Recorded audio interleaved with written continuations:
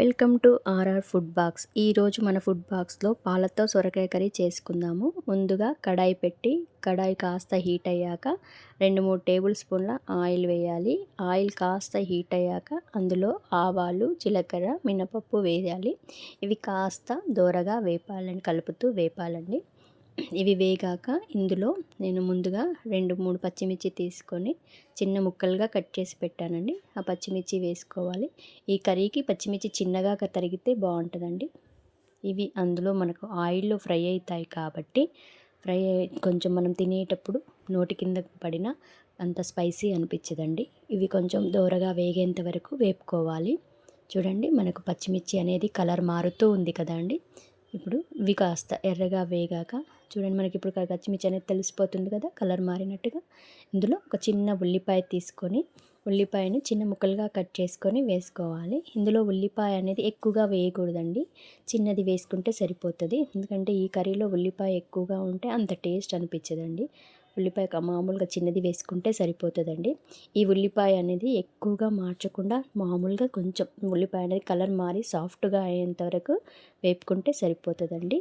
ఈ ఉల్లిపాయ కొంచెం తొందరగా సాఫ్ట్ అవ్వనీకి మనం ఇందులో ఒక చిటికెడంత సాల్ట్ వేసి కొద్దిగా కలిపి 1 నిమిషం పాటు మూత పెట్టి పక్కన పెడితే ఏంటంటే తొందరగా సాఫ్ట్గా అవుతుంది. ఈ పచ్చిమిర్చి ఉల్లిపాయకి తొందరగా సాఫ్ట్ అయిపోతుంది. ఇప్పుడు మళ్ళీ మూత తీసి ఇది కొంచెం కలుపుకుంటే తెలిసిపోతుంది కదండి మనకు ఉల్లిపాయ అనేది కలర్ మారింది కదా.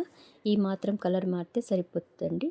మరి కాస్త మార్చకూడదండి, ఎందుకంటే కొద్దిగా సాఫ్ట్ అయిపోతే సరిపోతుంది. ఇందులో ఏది మాడినా కొంచెం కర్రీ అనేది టేస్ట్ తగ్గిపోతుందండి. ఇప్పుడు దీంట్లో 1 స్పూన్ అల్లం వెల్లిపాయ పేస్ట్ తీసుకొని ఫ్రెష్ అల్లం వెల్లిపాయ పేస్ట్ తీసుకుంటే ఈ కర్రీకి టేస్ట్ బాగుంటుందండి. నేను ఫ్రెష్దే వేసానండి. ఈ అల్లం వెల్లిపాయ పేస్ట్ అనేది కొంచెం పచ్చి వాసన పోయేంత వరకు కలుపుతూ వేపాలండి. ఇది మళ్ళీ కలుపుతూనే ఉండాలండి, కింద అడుగంటకుండా ఉండాలి.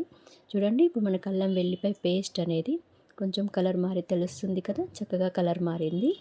ఇప్పుడు దీంట్లో ముందుగా సొరకాయని తీసుకొని చిన్న ముక్కలుగా తరిగి పెట్టానండి, అవి ఇందులో వేసానండి. ఇప్పుడు సొరకాయ అనేది చిన్న ముక్కలుగా తరుగుకుంటేనే బాగుంటుందండి, ఎందుకంటే దీని తొందరగా బాయిల్డ్ అవుతుంది. పెద్ద ముక్కలుగా తరుగుకుంటే లేట్ అవుతుందండి, అందుకే చిన్న చిన్న ముక్కలుగా తరుగుకోవాలండి. ఇప్పుడు దీంట్లో కొద్దిగా పసుపు, రుచికి తగినంత సాల్ట్ వేసుకొని ముక్కలకు ఉప్పు, పసుపు అంతా పట్టేటట్టు చక్కగా కలుపుకోవాలండి. చూడండి, ఇప్పుడు ముక్కలకి ఉప్పు, పసుపు అంతా పట్టి కలర్ మారిందిగా తెలుస్తుంది కదా. ఇప్పుడు మూత పెట్టేసి మధ్య మధ్యలో కలుపుతూ ఇది ముక్క ఒక 80% వరకు బాయిల్డ్ అయ్యేంత వరకు కలుపుతూ ఉండాలండి. ఇది మాడకుండా చూసుకోవాలండి, మధ్య మధ్యలో కలుపుతూ ఉండాలండి. దీంట్లో మనం వాటర్ అనేది వేయం కాబట్టి ఇది కాస్త మధ్య మధ్యలో కలుపుతూనే ఉండాలండి. మళ్ళీ ఒకసారి మూత పెట్టి బాయిల్ చేయాలండి. ఈ సొరకాయ కర్రీ అనేది పాలతో చేస్తాం కాబట్టి ఎవరైనా ఇష్టంగా తింటారండి. ఇది చాలా టేస్టీగా ఉంటుంది. దీన్ని ఎలా తిన్నా చాలా బాగుంటుందండి. చపాతీతో తినొచ్చు, రైస్తో తినొచ్చు, పూరితో తినొచ్చు. చిన్నపిల్లలు కూడా ఇష్టంగా తినేటట్టు చాలా బాగుంటుందండి. చూడండి, ఇప్పుడు మనకి సొరకాయ అనేది బాయిల్డ్ అయింది కదా, తెలుస్తుంది కదా. మనకి 80% వరకు ఇప్పుడు బాయిల్డ్ అయింది. కలర్ అనేది మారిపోయింది కదా మనకు ఇప్పుడు తెలుస్తుంది. ఇప్పుడు దీంట్లో మనము కొద్దిగా ధనియాల పొడి వేసుకోవాలి. అలానే 1 స్పూన్ నువ్వుల పొడి కూడా వేసుకోవాలండి. ఇందులో నువ్వులు వేయడం వల్ల మనకు కర్రీకి ఇంకా చాలా కమ్మదనం వస్తుందండి. నువ్వులు కూడా మన హెల్త్కి చాలా మంచిది కదండి. నువ్వులు కూడా వేస్తే చాలా బాగుంటుంది. అలానే 1 కప్పు చిక్కటి పాలు. ఈ పచ్చి పాలు తీసుకుంటే కర్రీ చాలా బాగుంటుందండి. మరగబెట్టిన పాలు అయితే కర్రీ అంత టేస్టీగా రాదండి, అందుకే నేను పచ్చి పాలు తీసుకున్నాను. మీరు కూడా పచ్చి పాలతోనే ట్రై చేయండి, చాలా టేస్టీగా ఉంటుంది.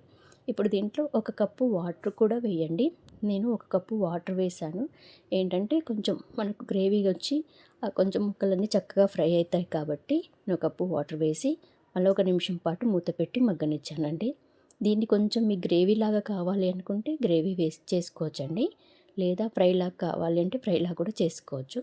నేను దీన్ని కాస్త ఫ్రై లాగానే చేద్దామని మళ్ళీ ఒకసారి మూత పెట్టి ఫ్రై లాగా చేస్తున్నానండి. ఈ కర్రీని మీరు ఎలా తిన్నా చాలా బాగుంటుంది. మీరు కూడా ట్రై చేసి ఎలా వచ్చిందో నాకు కమెంట్ రూపంలో చెప్పండి. మీరు నా ఫుడ్ బాక్స్ ఛానల్ని సబ్స్క్రైబ్ చేసుకొని నా వంటల్ని ఫాలో అవుతూ ఉండండి. ఇప్పుడు ప్రతిసారి నేను చేసే వంటల్ని మీరు ఫాలో అయ్యి ఎలా ఉందో ఫీడ్బ్యాక్ ఇవ్వండి. Thank you for channel.